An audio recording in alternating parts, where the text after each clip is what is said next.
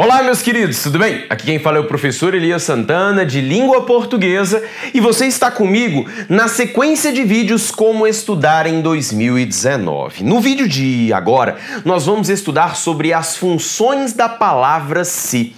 Você já ouviu falar que a palavra se tem diversas funções na língua portuguesa. De fato, a palavra se possui muitas funções. E quem faz concursos públicos, independentemente do nível, deve conhecer as funções da palavra se.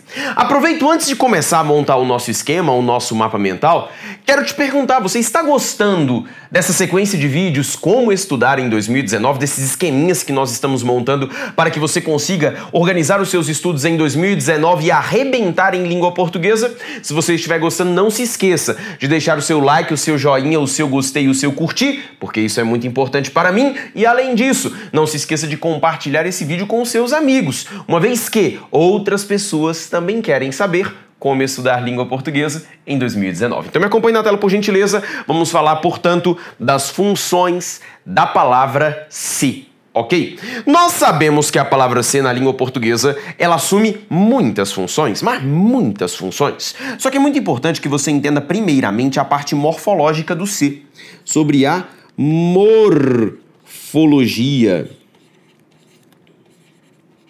do se. Ok? Quando eu falo em morfologia, você não pode esquecer, estou falando das 10 classes gramaticais. E é por isso que eu volto a dizer, nós estamos numa sequência de vídeos fazendo a construção de pré-requisitos, ok? Se você tem dúvida do que é morfologia, volte lá no vídeo 2, que falava justamente deste assunto. Do ponto de vista morfológico, meus amigos, a palavra se pode assumir 3 características, ou melhor dizendo, 3 classes. Ela pode ser um pronome, ela pode ser uma conjunção e, além disso, ela pode ser, um substantivo, ok? Ela pode ter essas funções aqui. Ela pode ser um pronome, ela pode ser uma conjunção, ela pode ser um substantivo, ok? Quando eu falo do se conjunção, melhor, vou começar pelo substantivo. Quando eu falo do substantivo, eu falo de um processo chamado de derivação imprópria. Vou colocar para você aqui embaixo, ó. Eu falo de uma forma da língua portuguesa, de um processo de formação de palavras chamado de derivação imprópria. Ok? O que é a derivação imprópria?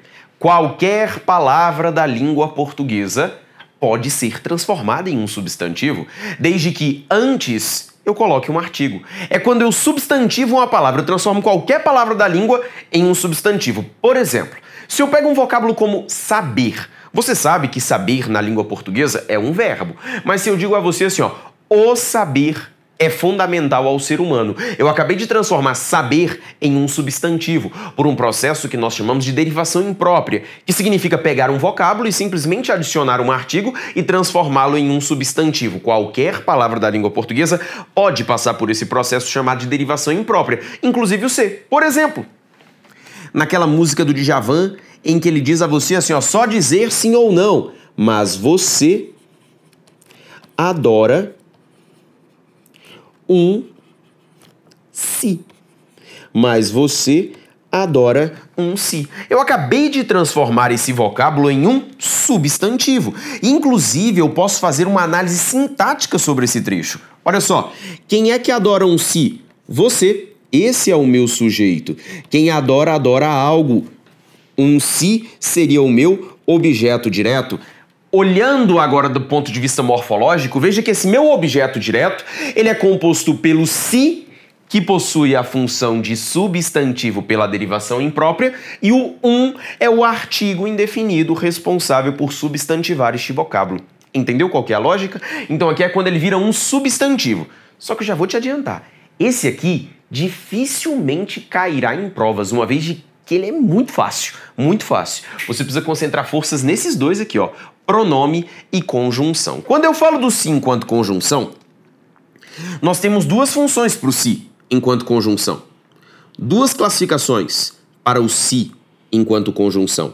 Ele pode ser uma conjunção integrante, ele pode ser uma conjunção condicional. ok? Ele poderia assumir essas duas funções.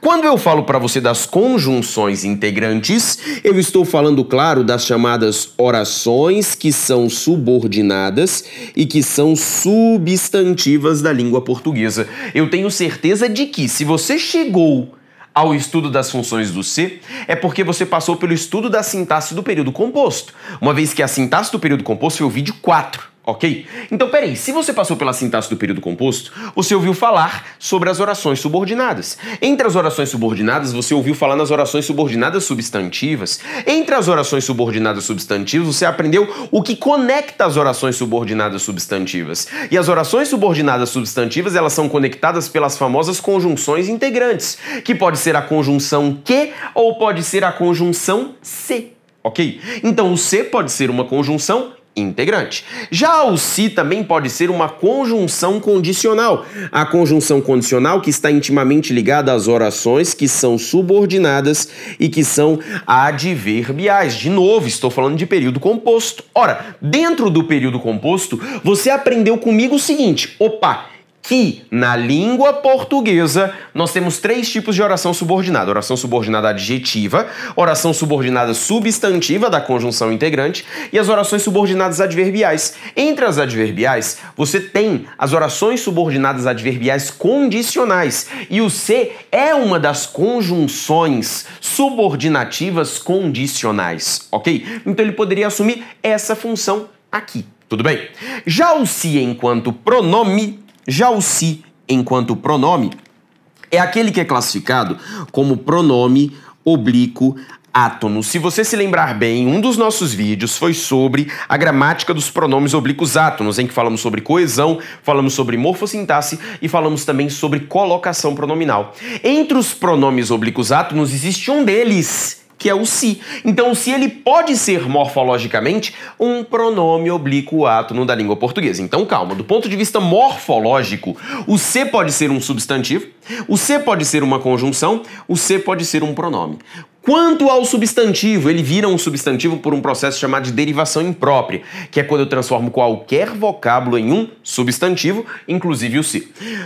Conjunção. O se é uma conjunção integrante ou uma conjunção condicional. Quando conjunção integrante, participa das orações subordinadas substantivas. Quando conjunção condicional, participa das orações subordinadas adverbiais condicionais, ok? E o se, quando é um pronome, ele é um pronome que nós chamamos de pronome oblíquo átono, assunto do qual já falamos na série Como Estudar em 2019. Aqueles pronomes me, te, o, a, lhe, se, nos, vos, os, as, lhes e se de novo, ok? O se é esse se aqui. Isso do ponto de vista morfológico. Eu estou falando só da morfologia do se, beleza? Só que você sabe que a vida não é feita somente de morfologia. Nós temos também a parte sintática. Então venha comigo aqui na tela, porque agora que nós falamos da morfologia, nós estamos habilitados a falar da sintaxe do se. Estamos habilitados a falar da sintaxe do se, ok? Primeiro falamos da morfologia, depois falamos da sintaxe. Vamos raciocinar. Elias, você falou que morfologicamente o se pode ser um substantivo. Sim, ele pode ser um substantivo. Sintaticamente, o substantivo pode ser qualquer coisa. Por exemplo, veja que aqui o se, ele é o núcleo do objeto direto. Se eu falo pra você assim, ó, veja pra mim essa frase aqui, ó. O se, olha só, o se é um pronome complicado. O se é um pronome complicado. Venha comigo aqui, por favor. Segundo meu texto, quem é que é um pronome complicado? O se. Esse daqui é o meu sujeito. Um pronome complicado é uma característica atribuída a esse sujeito, portanto, um predicativo do sujeito. E o verbo é funciona como um verbo de ligação. Isso porque o se, de novo, funcionou como um substantivo. Se ele funciona como um substantivo, ele pode assumir qualquer função sintática do substantivo. Perfeito? Perfeito. Falamos do substantivo. Conjunção. Conjunção é uma classe gramatical que não admite classificação sintática. Ou seja, morfologicamente é uma conjunção integrante. Sintaticamente, nada. Morfologicamente é uma conjunção condicional, sintaticamente, nada, ok?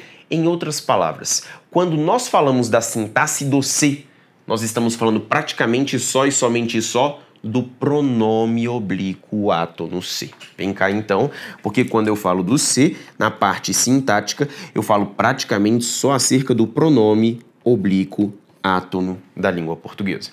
Entre as funções do se, quais delas merecem destaque? Vou trazer para você bem para cá.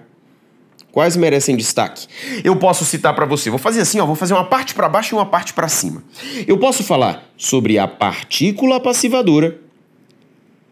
Eu posso falar sobre o índice de indeterminação do sujeito.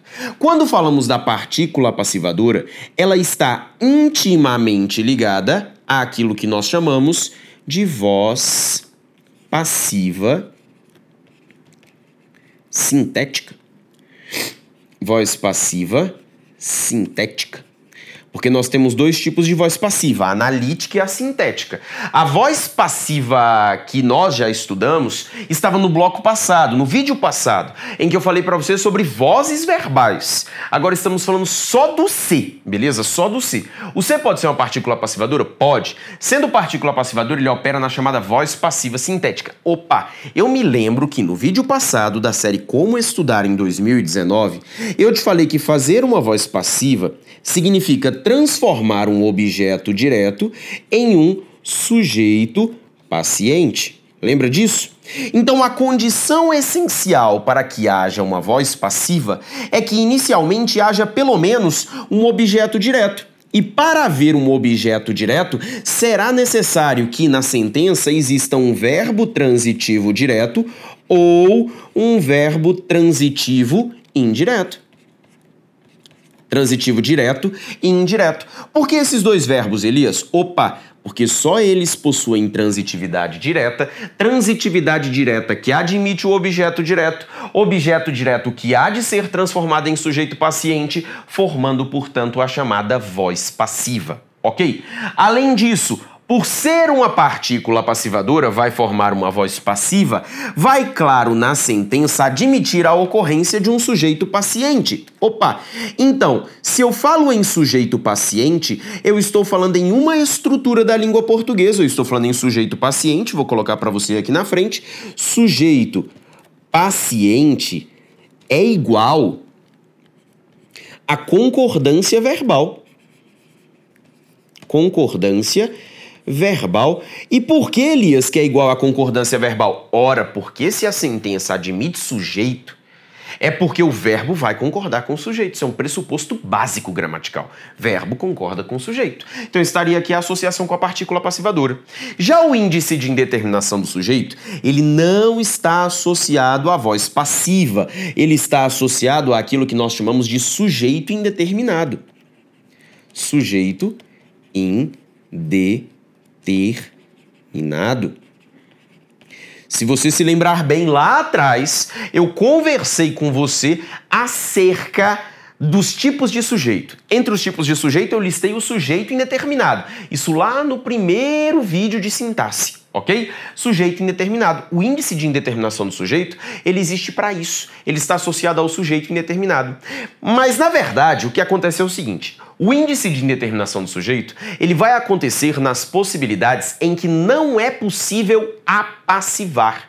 Peraí, Elias. Quando não é possível apassivar, isso. Quando não é possível fazer uma voz passiva. Elias, e quando não é possível fazer uma voz passiva?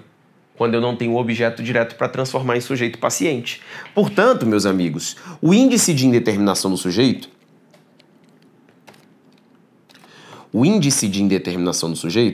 ele está ligado a essas possibilidades.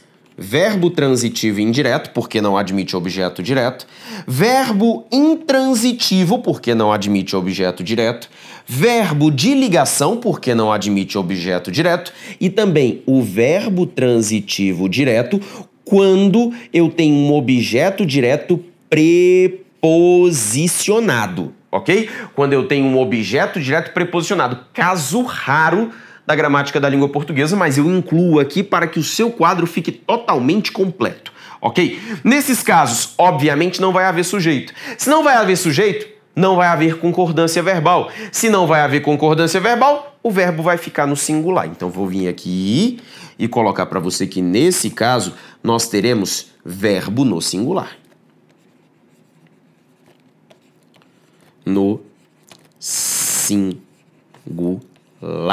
ok? Verbo no singular. Acabamos a sintaxe do ser, Elias? Não. Falamos apenas sobre 2 das 5 funções que o pronome ser pode assumir, ok? Só que essas 2 dão conta de praticamente todas as questões de prova que envolvem a partícula ser. Quase tudo recai aqui.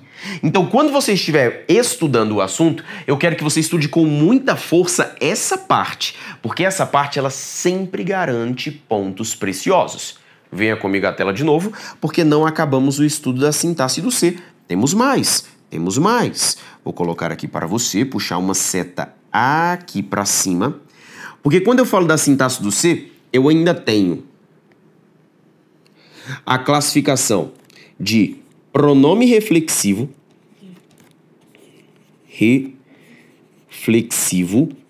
ok? Eu tenho ainda a classificação de... Eu tenho a classificação também de parte integrante do verbo, integrante do verbo, e eu ainda tenho a classificação de pronome expletivo. Ok? Seriam essas as outras 3 classificações que nós temos da partícula se. O que nós temos em cada uma das circunstâncias? O pronome reflexivo, na verdade, quando eu falo em pronome reflexivo, eu sei que pronome você associa demais à morfologia. Só que, na verdade, a gente coloca dentro da sintaxe, porque o pronome reflexivo ele vai ser associado ao objeto direto ou objeto indireto, porque eu tenho o objeto direto reflexivo, objeto indireto reflexivo, ok? Eu teria essas possibilidades. O pronome reflexivo é aquele que traz ao verbo a ideia do a si mesmo, ok? É quando eu faço uma ação verbal sair do sujeito e retornar ao sujeito. No vídeo anterior, nós falamos sobre as vozes verbais, e quando falamos das vozes verbais, nós falamos sobre a voz reflexiva. Ela aparece aqui, ok? Junto com essa reflexividade, existe uma outra possibilidade, vou colocar para você aqui na frente, que é de não ter o sentido de a si mesmo, mas ter o sentido de uns aos outros. Esse pronome aqui, ele pode ser chamado de reflexivo, por exemplo, os jogadores se abraçaram, eles abraçaram uns aos outros. Essa ideia eu posso chamar de reflexividade, ou eu posso chamar também de reciprocidade, ou seja, ele pode ser chamado de reflexivo, ou ele pode ser chamado de recíproco. Ok? Recíproco, porque indica reciprocidade. Algumas bancas usam a nomenclatura tanto reflexivo quanto recíproco. Outras bancas só usam a nomenclatura reflexivo. O CESP, por exemplo, normalmente só chama de reflexivo. E ADES gosta de mudar entre reflexivo e recíproco, ok? A mudança, reflexivo por excelência, a si mesmo.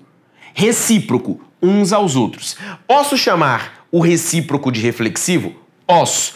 Posso chamar todo reflexivo de recíproco? Não. Ok? Então vou colocar aqui para você pronome reflexivo, essa ideia do a si mesmos, essa ideia do uns aos outros. Ok? A parte integrante do verbo, ela está associada aos chamados verbos pronominais, ok? Que são verbos que nascem com o pronome, são verbos que só existem com o pronome, são verbos que são da sua natureza ter um pronome acoplado, ok? Por isso é chamado de parte integrante do verbo. A parte integrante do verbo, ela acontece, por exemplo, em verbos como suicidar-se,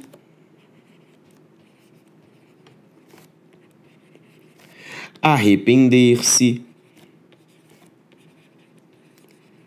arrepender-se. Esses aqui são 2 exemplos de verbos que são essencialmente pronominais. Não existe suicidar, não existe arrepender, só existe suicidar-se, só existe arrepender-se. Só que existem também alguns pronomes, alguns verbos, que eles são acidentalmente ou ocasionalmente pronominais. É o caso, por exemplo, do lembrar-se,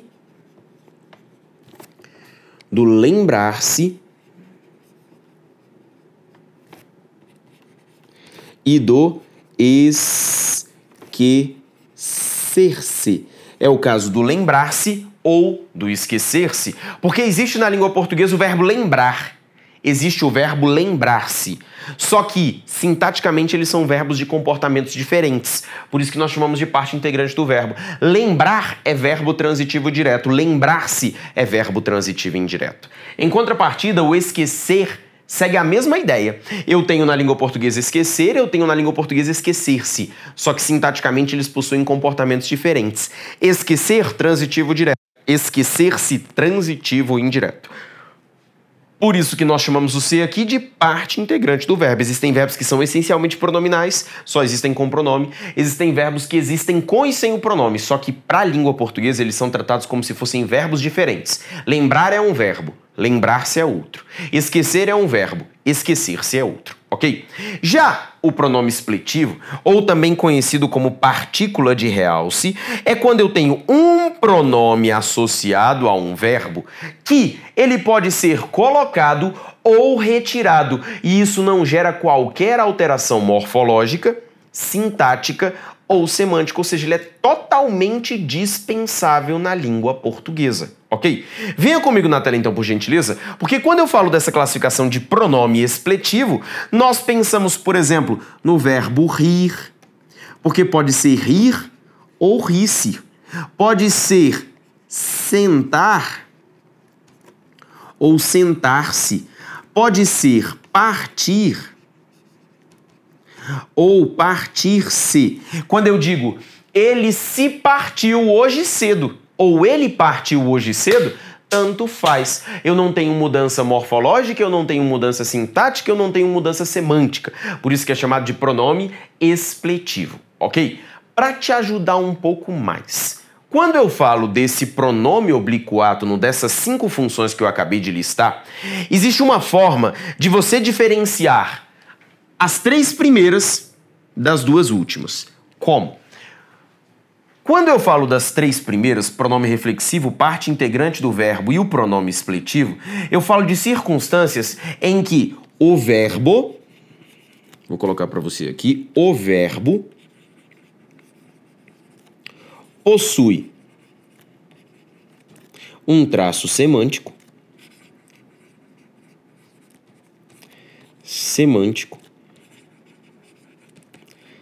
o verbo possui um traço semântico, mas agente. Em contrapartida, quando falamos da partícula passivadora ou do índice de indeterminação do sujeito, o verbo possui um traço semântico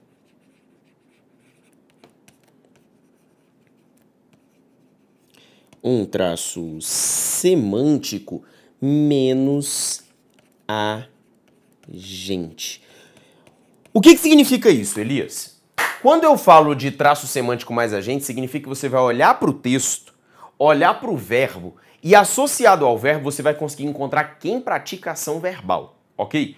Quando eu falo de traço semântico menos agente, significa que você vai olhar para o verbo e não vai conseguir identificar quem pratica ação verbal. Cuidado! Quem pratica ação verbal não é a mesma coisa que sujeito, ok? Porque quando eu falo em sujeito, eu falo de uma identificação sintática, identificar o sujeito que é quem concorda com o verbo.